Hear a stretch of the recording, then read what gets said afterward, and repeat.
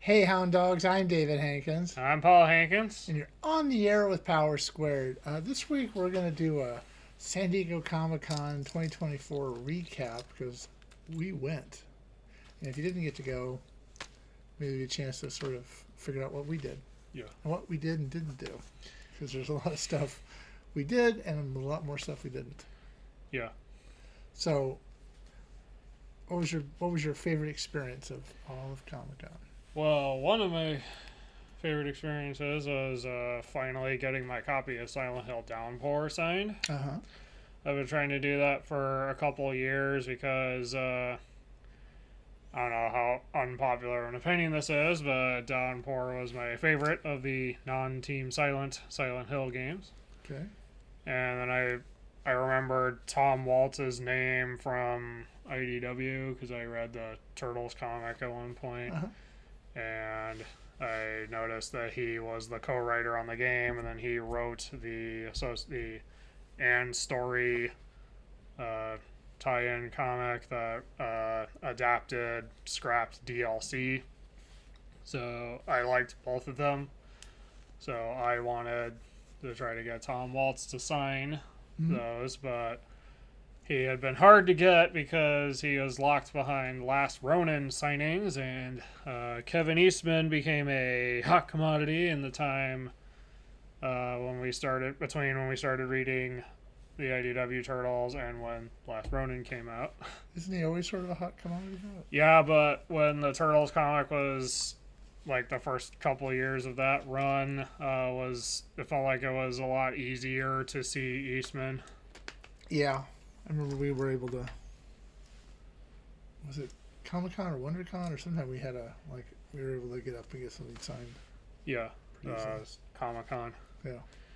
And but Comic Con used to, in general, be a lot easier like years ago. Yeah. But anyway, Eastman was a lot easier to get now because of Eastman's popularity. He's harder to get, so anyone else in that signing is also harder to get. Everybody signed up for him. Yeah, so I was there for Tom Waltz, and I finally got him.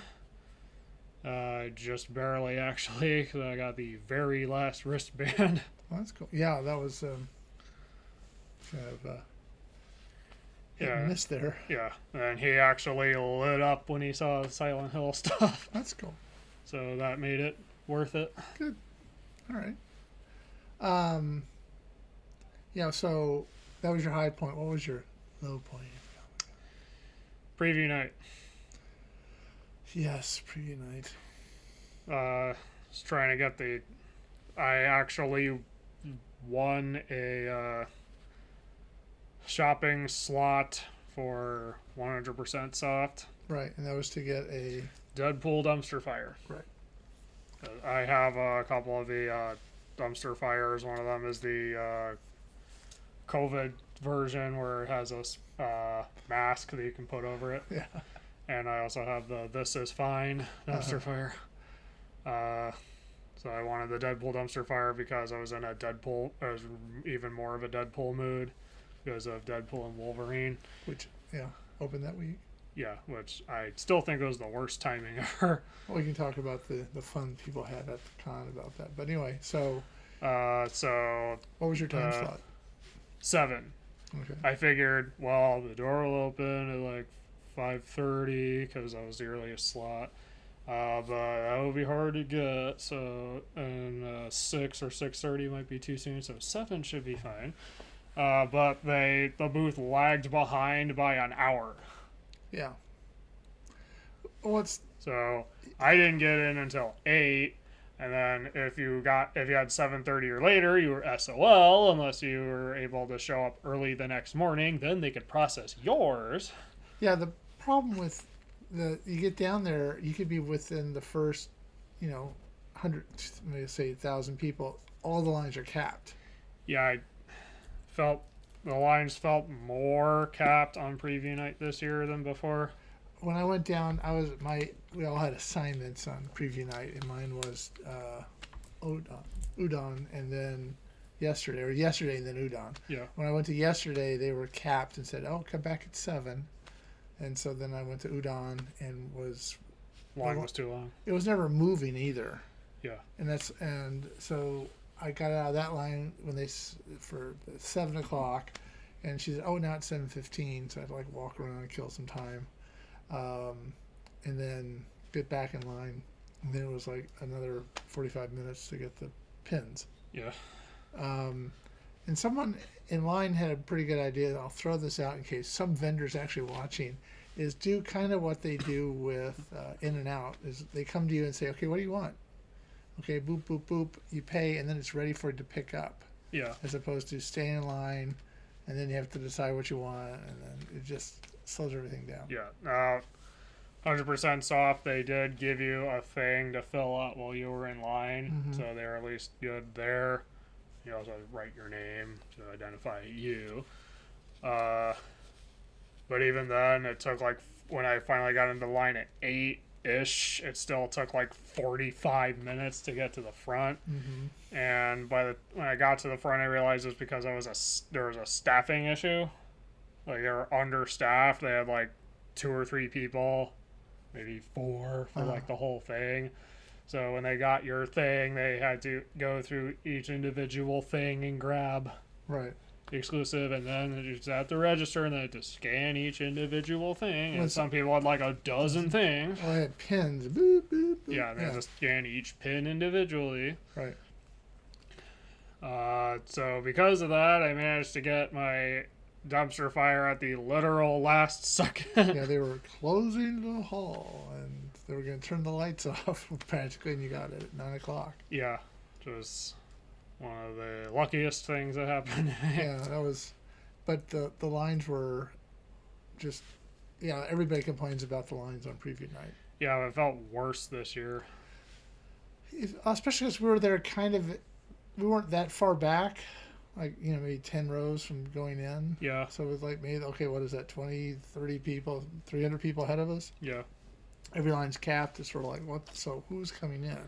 Yeah, I got the impression from, I guess disclaimer, because of Elon, I can't read Twitter effectively, so I did look at Reddit, Mm-hmm. and I saw people suggesting that there were exhibitors who got into the lines early and swapped their exhibitor badge out for an attendee badge. Right. Which is scummy. And then they cap the line. Yeah, and then they buy stuff and then resell it at their booth. Yeah, Yeah. which is, again, scummy because you're not giving other people an actual chance. Right. Yeah, it's really, every time we've done preview night, there's always seems to be more people down there than, I remember the first time you had to like kind of earn, back when we were going through the ticketing, Yeah. you had to like sort of hope you could get preview night. Yeah. You had to get 4 days and get that preview night. Yeah. And the first time we actually kind of, I'll say, won it or earned it or whatever, we went down on the floor and there were a whole bunch of people walking around with just preview night stickers on. I was like, where the hell did they come from? Yeah. And then it was like, wait, I had to pay for this, and they just let people in. Yeah, and that was. And I think you complained to the convention about that, and the response was like, we can do Whatever we want. That's right. But then I noticed after that they stopped doing that. So Well, yeah, and maybe that was because it's people not complain. fair. Yeah, it's not fair to make it a hard thing to get and then give it away to thousands. It seemed like thousands of people. Yeah. It's like, who are all these people? And they only got preview night when that was the the thing they held out there, the carrot they held out. Yeah.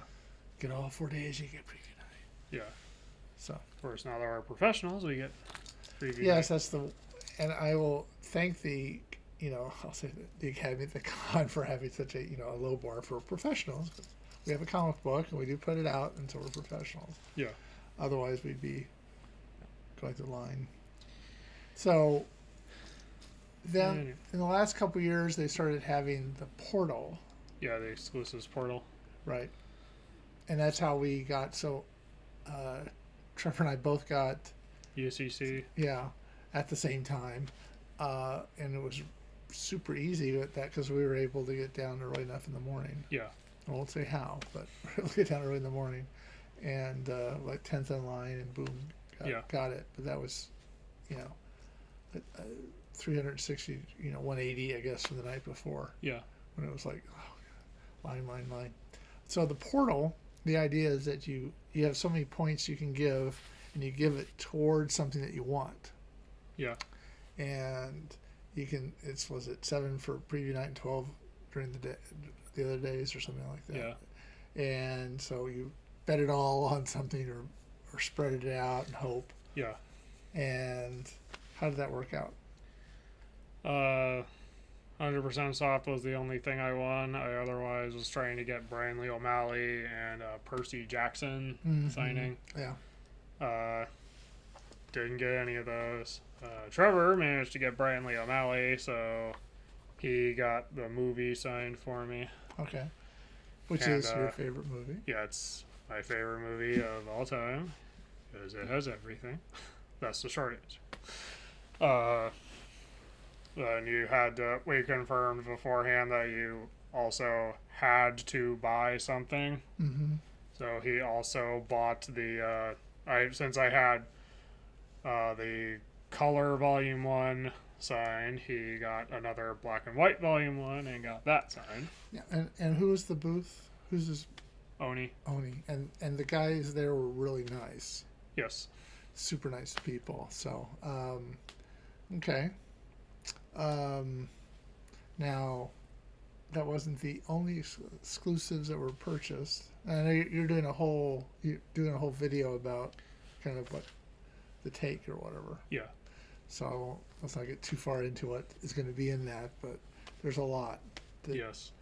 And the little trick we discovered was if you want to buy a book, yeah, wait until Sunday. Yeah, and they were quarter to half off in some booths, and they gave away books at one. Yeah. Yeah. So I mean, that was a scheduled. Yeah, I know, but still, hey, free book, It was middle grade fiction, which is what you want. So we were able to kind of all 4 of us get a book each. I think they were letting you take as many as you wanted, but we were trying to be nice. Yeah. I went overboard with how many free books I got, but it won't be that heartbreaking to get rid of them. Yeah. Because you didn't pay anything for it. But yeah. They were I will say what they were giving away were advanced reader copies. So. Does that mean they're not out yet? Yeah. So I'd probably have to wait until later to try to dump them if I want to. Okay. Otherwise, I was trying to figure out, like, I actually looked up, like, what do you do with ARCs? And there were people saying either give them, like, donate them, or some people actually collect those. Oh. Okay. People collect everything. Yeah. Well, like with Funko, if you buy the Comic-Con exclusives at the con, it has a SDCC sticker. If you buy those SDCC exclusives later, it has a summer convention sticker on it. And the SDCC sticker is more desirable. Right. Because you went to SDCC. Now, we don't know because we don't go, but do they do the same thing for New York Comic Con? Probably. Now, I bet you they also do it in the, like, European. And I'm just guessing that. Yeah, I don't know. Yeah. Huh. Yeah, we think, for us, San Diego Comic Con is the con. For some people, it may be New York Comic Con. There's some big, huge one in France. Yeah. Apparently, and there's probably a bigger one in Japan. But there is. Yeah, but Japan has the biggest one. But San Diego's our home. Yeah. We're homies when it comes to that. It would be interesting to do New York Comic Con, but you have to have a really big reason to do it. Yeah. Because it'd be expensive. My understanding is New York Comic Con is actually bigger in size than San Diego Comic Con. Yeah. It's over more space, I know that. Yeah. And at least that. It always seems like no matter what, you have something cool in San Diego, they gotta have something like that in New York. Yeah. You always gotta have something in New York that's replicates where you got it bigger. Okay. So you did some panels. Yes. Do you have a favorite panel? The Cartoon Voices panel. Right. That was like one of the funniest cartoon voices panels I've been in. It was the Sunday one. Yeah. He does 12 panels, but 2 comic voices. Yeah. Cartoon voices. Yeah. Mark Evanier. Yeah. And usually with cartoon voices panels, he rotates between one of 3 scripts, and it's like these fairy tales, yeah. like just fairy tales that he. I think it's like he took old radio scripts or something, but reduced it to like 100 lines. Yeah, but they always seem to be like, didn't I see this on Fractured Fairy Tales? But yeah, he does reduce it. And then, and then this year he introduced a new script where he reduced Beauty and the Beast to 100. Yeah, that was very well done. And then the guy that was the narrator was like spot on with his impersonations. Yeah. I'm sorry, I don't know the guy's name off the top of my head. But I would butcher it if I did. I just remember Fred Tatasciore got really into Yeah, and it was sort of like it was sort of like a tribute to him in some ways. Yeah. At the panel. Yeah. It turned into yeah, I really like what a great guy. And so it sounds like a fun little group if you could make it as a voice actor. It seems like kind of a brotherhood. Yeah. And you can like however you want. Whatever. And my understanding is cartoon voices have gone on long enough that some people have gone from being an attendee in the panel to being in the panel. Yeah, which would be pretty cool. So did you have a least favorite panel that you went to? I didn't really do many panels, so I can't say for sure. Okay. We did a couple of networking events. Yeah. One that was they were slightly different. Yeah. One of them was just if you created anything, which was fine, and that was a little similar to the Comic Creator Connection, weird in the sense that you're with people, and then some time passes, they invite, they make you talk to someone. Yeah. Or if you want to, you can talk to someone. It was interesting. We stayed where we were. People came to us, which was fun. I always feel like no one wants to sit next to me. So. Yeah. And the second one was sort of like a mini panel with a moderator and some creators. Yeah, there were some, I'll say, pro creators. Yeah. And then there's you, I guess, amateur. Yeah, and then some of them were... It was the second one, and I maybe the first one too, got really loud, so you couldn't really hear what anybody was saying. Yeah. Even across the table. You're like, what? And they're like giving you this hopefully great advice, and you can't understand what they're saying. And with the second one, I think I was too tired anyway, but at some point I nearly fell asleep and felt bad about that. But we got to meet some people who were doing different things, some of which, it was kind of interesting is the guy that was designing the games. Yeah. I ran into at the professional lounge. Yeah. And I don't think I remember buying him. I didn't remember his, but I was able to recall. Your game is called this. He goes, yeah. Really impressed him. So he'd made, but yeah. So it was kind of interesting that sometimes some of the people, the pro advisors or whatever, were sort of not quite. There's a little bit of, a lot of panels when you go to Comic-Con, you think I'm going to learn about this. Well, you basically learn about the person. A lot of times, how to do a Kickstarter. Well, here's how I've done it, and blah blah blah. Yeah, I've seen a complaint where a lot of informative panels end up mostly being, here's my resume, and then the last 5 minutes, now here's the thing you came for. Or, I'm really well known in the comic industry, so when I do a Kickstarter, it's huge, and here's, that doesn't help me as being an unknown. So, I remember last year, Trevor went to a panel that was about the process of creating and testing a board game, and that one was actually to the point and gave actionable advice. And he heard someone tell the panelists or thank the panelists for being actually informative.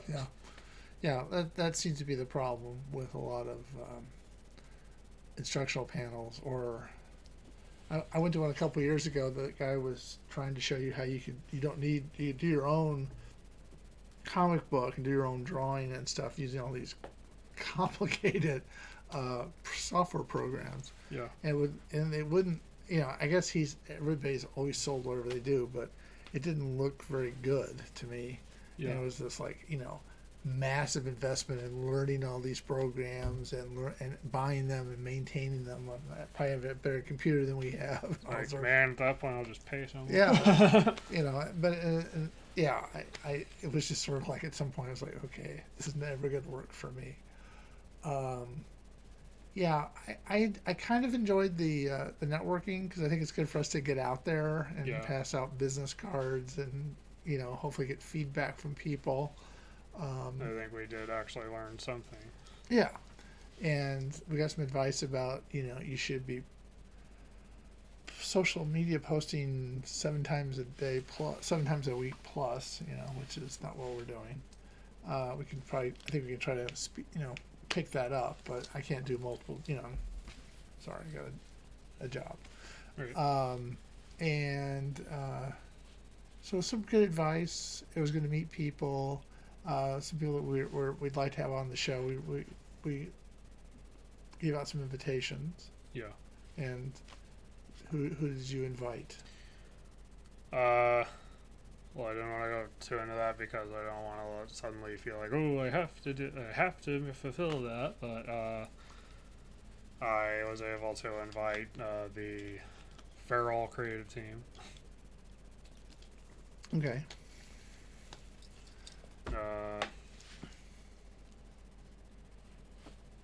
So there's a couple artists that we liked that we decided to invite as well. Okay. I invited James Solbani because I liked his work on the Darkwing Duck comic. There's no guarantee they're all ever going to appear on the show. Yeah. And there's a lot of reasons probably why. People say, yeah, I'll do it. Yeah, and I don't want, if they end up seeing this, I don't want them to feel...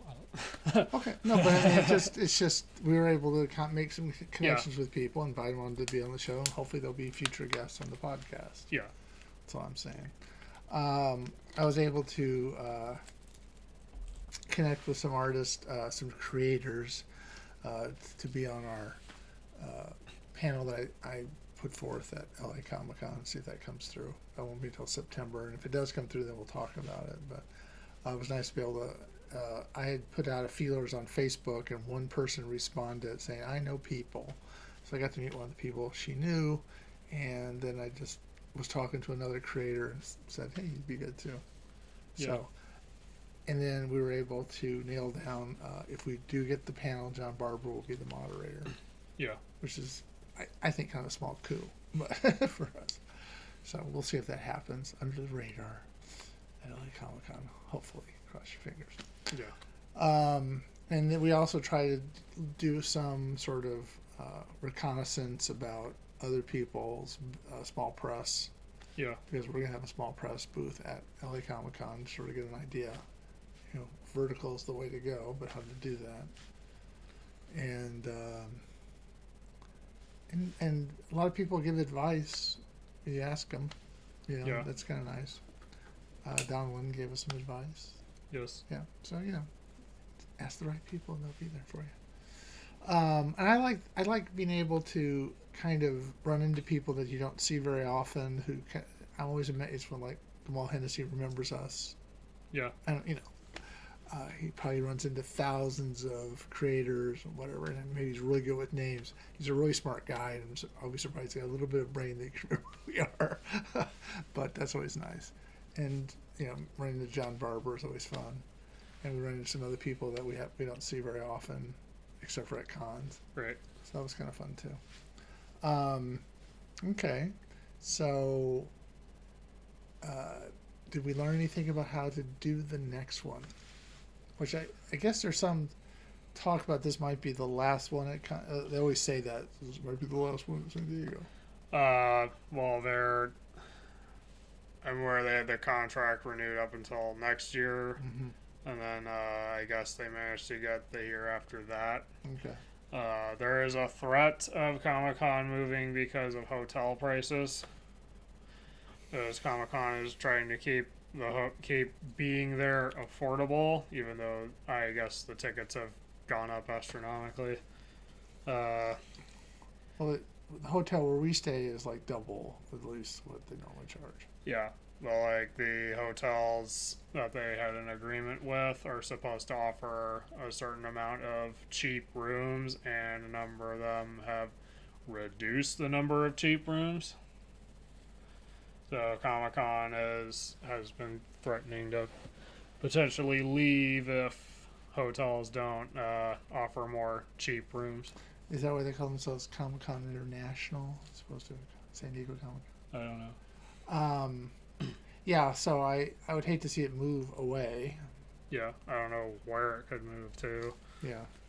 It's like if it went to Vegas, and that would completely change the vibe. Yeah. And if they brought it to LA, I don't know how that would. I don't know if we have the convention. LA would ruin it. Okay. Can you be more blunt? Well, Now, they don't have the. LA doesn't have the. convention center. They have a lot of convention room here. Yeah, but I don't know if they can handle something that as big as Comic Con. They have Anime Expo, Right. but Anime Expo, it's like so popular that it feels really packed on the floor. Like if you thought Comic Con was bad. Yeah. Well, yeah. I don't know. I imagine that there's a lot of. I mean, we go to certain halls here for things, but there are other ways they could expand it out, like they do at Comic Con. It's not all in the convention center. It's in some of the hotels around there, which I was the Marriott next door is really like pretty close. Yeah, I don't know. I kind of I like to see it be in San Diego. Stay there.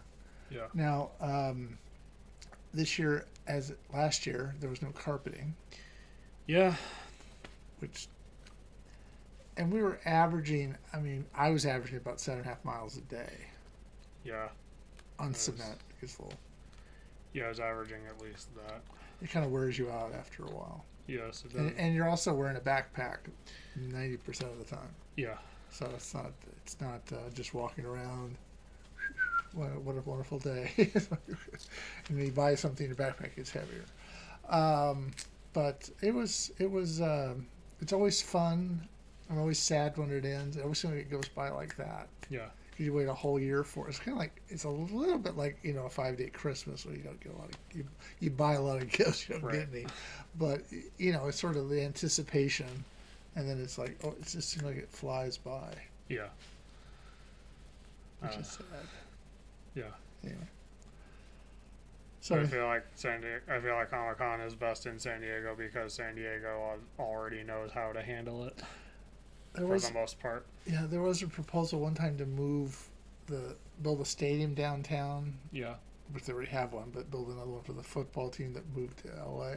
Yeah. And they were going to have an extension of the convention center as part of that. Like you'd have to leave and walk a bunch of so I don't think that would have worked. Yeah. But yeah, and I'd like to see him stay, and maybe I don't know. One thing I guess we should talk about. You mentioned Deadpool, Yeah. and there was a big part of going to Comic Con, and people outside hear all this news that comes out of Comic Con. If you Yeah. go there, you don't really hear it. Yeah. You don't know that Robert Downey Jr. is Doctor Doom, 'cause- which reeks of desperation. Yeah, I as far as that goes, I kind of think he was Iron Man, and he played Iron Man. Iron Man sort of made the whole thing kind of work, Yeah, and he got the perfect send off in Endgame. and then he's returning to the Avengers as another character. He's returning to the universe as another character. Well, it's called, isn't it? Well, okay, it's not What? Avengers. There's a Avengers Doomsday. Doomsday. Is that not where he's going to be in? It's probably that, but I know Doctor Doom is a Fantastic Four villain, Okay, so I don't know if. but they kind of slide villains around into different universes sometimes. Right. Or take a character and then make it something else. Yeah. Because you know who the character is. He's kind of stuff, or not maybe not know who the character is. But yeah, I kind of so you don't hear about that if you're actually at the convention. And I feel like we're in a witness protection program here because the thing went blurry. And then and Doomsday. Right. So it just sort of sounds like he's returning to the Avengers. It went blurry.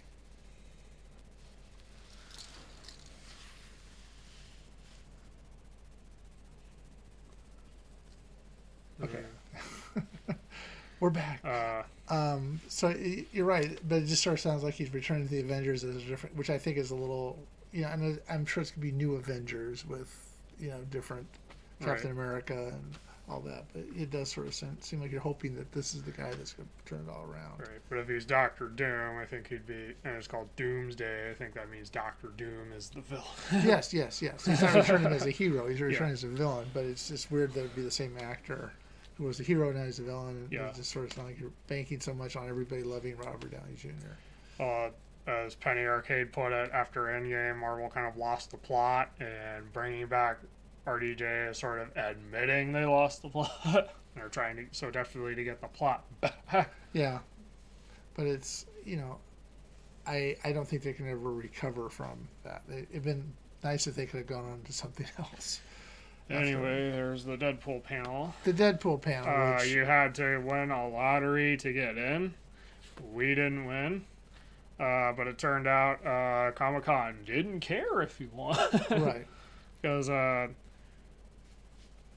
was a limited number of tickets, so basically like 6,000 something people would have won, or there would have been that many seats. So let's say, since you could get a +1, let's say 3,000 something winning emails. Right.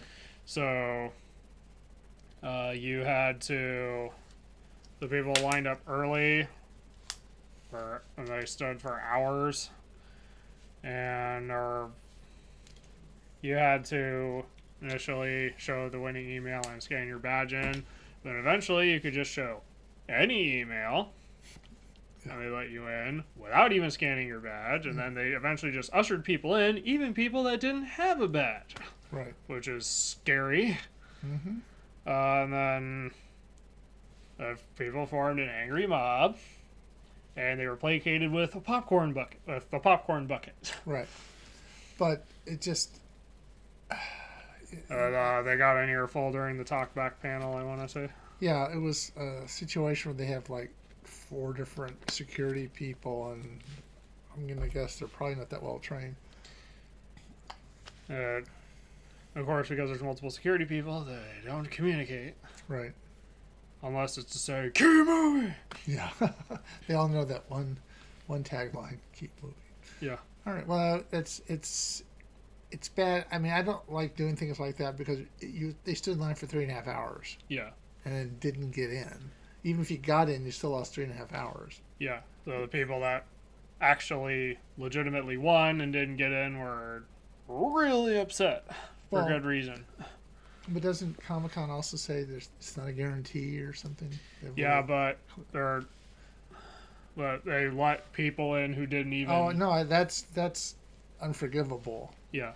Especially if you didn't have a badge, you shouldn't have been there. You shouldn't have been that close. Yeah. To be able to get in. Yeah. So that's sort of a bad security for the whole thing, because then anybody could walk up. Yeah. So, and it's surprising because there's so much. I mean, I don't know how many times you have to show your badge, but it's like repeatedly. Yeah.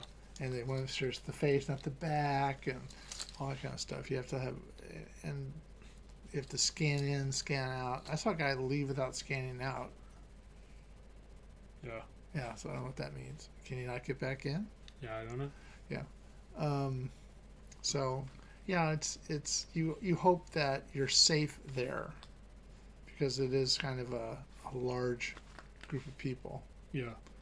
And so you hope that they're taking every precaution to keep us all safe. And when they let people who aren't supposed to be there in, that's bad. No, I will say it's apparently because I wasn't there, so. Yeah. But it's still really bad. Yeah. I think what they should have done is like make the people who won get a wristband and then use the wristband. Yeah.